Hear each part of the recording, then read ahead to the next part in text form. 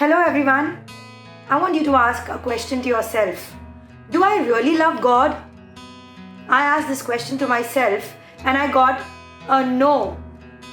The reason why I say, if I have to go and meet a friend of mine early in the morning, even if it's 3 a.m. or 4 a.m., that's fine. I'm okay with it. If I'm being paid salary for a job which requires me to reach at 7 a.m., I'm okay to wake up every day and start my day by 4:30 or 5 a.m. It doesn't bother. If I have to be awake whole night because somebody is sick at my place, waiting outside the ICU, taking stress, that's okay. But if I have to discipline my life to wake up in the morning for prayers, it's not possible. I find it very boring. If I'm attending Mass, which is normally 30 to 40 minutes, if it exceeds for 10 to 15 minutes, I start getting irritated. But if I have to go for a movie and if it exceeds for even half an hour, I'm okay with it. If I have to read a novel or a magazine or some news or something about a Hollywood or a Bollywood character, I'm okay. But if I have to read the Bible for more than 10 minutes, I start dozing off. So I decided that I don't love God. And this is true. So stay tuned.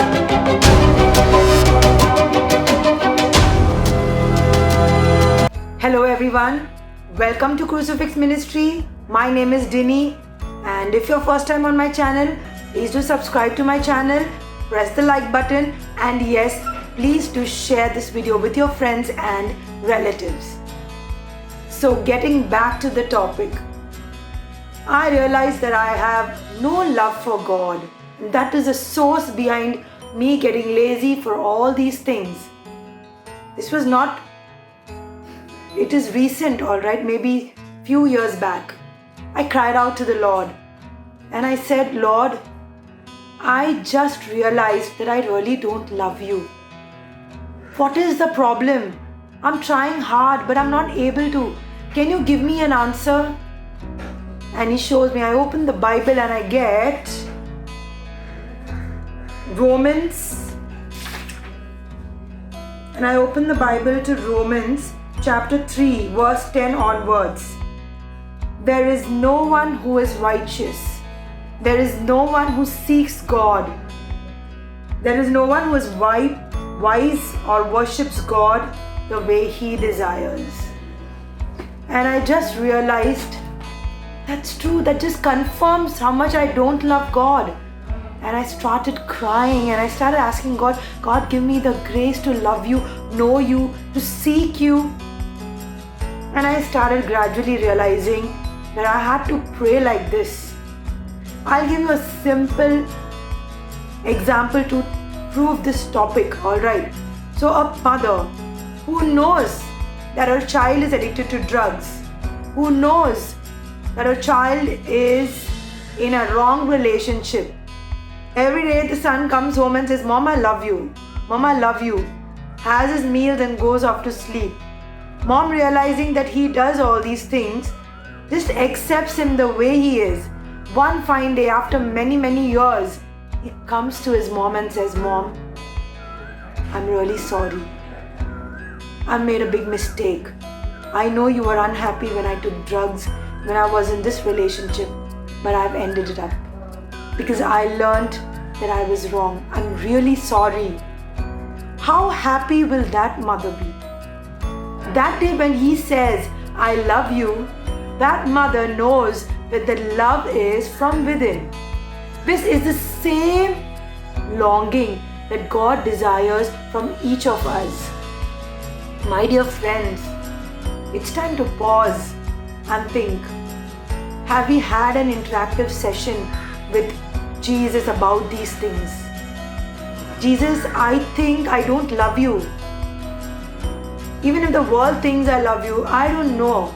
I don't have that much of interest to pray or do what you want me to do. The whole of Romans says, We do what we don't want to do because the spirit says it's something else, our flesh says something else, and it is the fact, my dear friends. Because our love for God is very conditional. God's love for us is so much that He sent His only Son for us, that He died on the cross for us. Our sins were so grave, but we don't realize that. If I had to ask any of you to offer your son or your daughter for the sins of the whole area or society, what would you do? None of us would agree for it.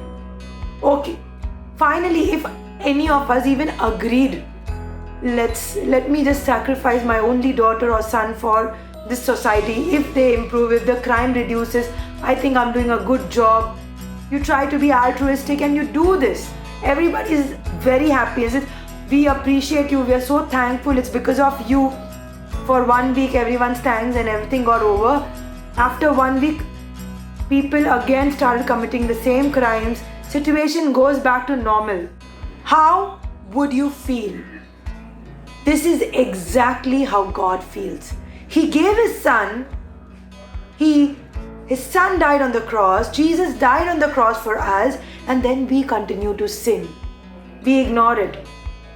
We keep saying, no, I love God. We actually don't love God. The faster we realize that we don't love God, we'll feel bad about it, we'll feel guilty, we'll go back to God. So my dear friends, it's my earnest request to each one of you. Get back to that closed room of yours. Meditate and ask God, really, I can't love you. Teach me to love you. It's very clear. Our love in this world is very fleshly, earthly, and very materialistic. We're like kids. I'll tell you, I'm giving you a very simple analogy to explain this, alright?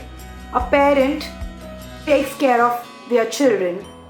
So they take them for vaccinations and education. The first time when they go to school, the child doesn't like it. He cries or she cries because they feel it like a punishment. When you take them for injections and vaccines, they don't like it. They feel like a punishment. But if you give them chocolates, toys, they're very happy. But after some years, the child realizes that the education was the biggest gift that the parents gave, that they could stand on their own feet. The vaccination protect them from so many illness. But no matter how much you would explain to them, they would not understand it at that age. It is the same with us. When we have small sufferings, somebody we lose in our family, some sickness, some job loss, we are like, God doesn't love us. God is so mean. God doesn't understand my pain. We fail to realize the hidden love in that because we can never understand. We don't have the wisdom to understand. Unless and until we ask God to give us the wisdom, we will not understand. The best way to get wisdom is read Wisdom's chapter 9. My mom used to force me to read it, and I think that was one good thing that she did for me, because of which I keep asking God for wisdom. Because I know this world and this thinking is not the right way what God wants. We need to be wise by the wisdom of the Holy Spirit. I spoke to many people during this pandemic. I just asked them about their experience after going through a COVID. I spoke to people who had got mild symptoms, moderate, and even severe symptoms. One of them from my church said, "It's like a second life. I truly can understand the love of God in my life." This was very positive, and this is something that God wants you to experience. There was another person who said, "I'm so lucky. I had taken my insurance and that insurance covered everything." So he said that he was lucky and he did not understand the involvement of God in his recovery. The other one person said, my wife, when experienced very mild symptoms, she used to exercise daily, so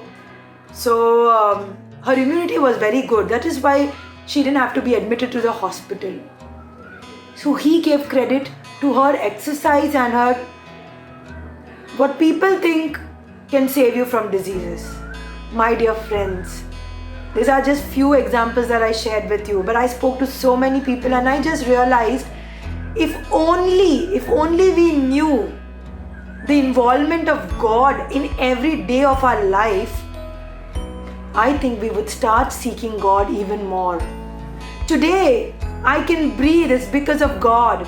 Today, I live a normal life because of God. Today, my children are safe and sound because of God. Today, I have 2 hands and legs because of God. Today, whatever I eat, I'm able to digest. My body is able to digest and I can eliminate it from my body because of God. If you only had to understand how much God does for you, I don't think you would ever complain. You would really realize God's love for you. The reason why I make this video is I have seen many non-Catholics who have experienced the love of Jesus, and their love for Him is much more than we Catholics or Christians, I can say. It's so lethargic. In spite of being born in a family where the values of Christ is already taught from the time you're born, people ignore. It's going to be difficult, my dear friends. Remember one thing, that when you die, you are going to face Him. He died for you. So imagine what He thinks about you when you ignore Him. Don't just say, I love Him. Jesus very clearly says, if you love me, you will follow my teachings. You will follow my commandments. There's another verse, it says, if you want to follow me, take up your cross and follow me. Jesus never said that you're going to have a very beautiful life without problems. He took up the cross, and therefore we will have to take up the cross. John 2:3-4 says, if we obey God's commands, then we are sure that we know Him. That means you can know Him only if you follow His commands and obey His commands. Those who say that they know Him but do not obey His commands are liars. There is no truth in Him. Just imagine, if you had a kidney failure and somebody donated or gave his kidney to you, how much grateful would you be to that person? If you were really sick and a doctor healed you, treated you well, and the treatment was so effective that you are completely cured of your illness, like dreaded diseases like cancer, you would be so grateful to that doctor, right? If you didn't have finance to make your house or for your studies, and somebody whom you don't even know donated a check, you would be so grateful to that person, right? All your life, right? Then imagine that person who died on the cross. How much more grateful you have to be to Him that has shed His blood for you, for your sins. How much more grateful you have to be to that person. Dear friends, if we want to follow God, most of us have Instagram profile. We follow people. How do we follow? Watching their pictures, what they post, keeping updated, stay updated with the latest things. Even if we have to use this type of trend to follow Christ, you would be searching, right, for Christ's pictures. How He died on the cross. What was His greatest pain? I had read once, the pain on His shoulder was the most painful experience for Christ, because the weight of the cross and holding that cross on just one shoulder and walking all the way till Mount Calvary was really tiresome. If he wanted, it was God, right? He could have just said, I think I better not take up this nailing. I'll die before that. But he took up the nailing, which was more painful, because our sins were so bad that he didn't want to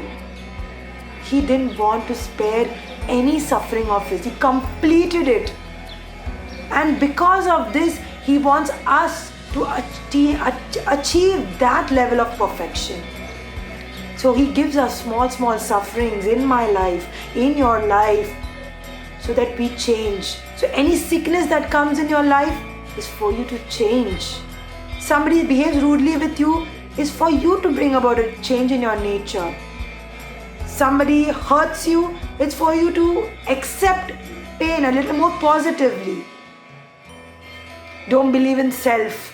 Like, these motivating speakers who say, believe in self, be positive. There's nothing wrong in all that, but put Christ first. Believe in Christ. You and your family will be saved. I hope, my dear friends, you've understood the love of Christ. The love of Christ is unconditional. And he wants us to revert back to him. Return that same love back. He is waiting. He doesn't want to force anybody. Therefore, my humble request to all of you would be, I consider all of you as my friends, and spend some time with God and ask God to give you the grace to love him the way he desires and not the earthly way. Thank you so much, my dear friends. Bye-bye.